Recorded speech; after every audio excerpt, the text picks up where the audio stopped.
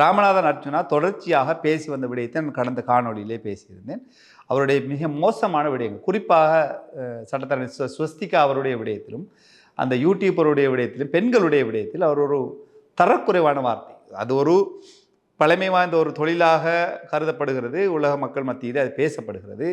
பாலியல் தொழிலில் ஈடுபடக்கூடியவர்கள், அவருக்கு ஒரு மோசமான வார்த்தையை கொண்டு அவர் அந்த விஷயத்தை பேசுகிறார். அது சரியா பிழையா என்பது சமூகத்தின் கருத்து வேறுபட்டுவிடும். ஆனால் பொது வெளியில் ஒருவர் பேசுகின்ற போது, ஒரு சமூக தலைவர், அதுவும் உயரிய சபைக்குள்ளே பேசுகின்ற போது, அவர் அந்த சபையை பிரதிநிதிப்படுத்தக்கூடிய ஒரு பாராளுமன்ற உறுப்பினர் என்பது அவருடைய வாயால் வரக்கூடிய வார்த்தைகள் மிக கவனமானதாக இருக்கும்.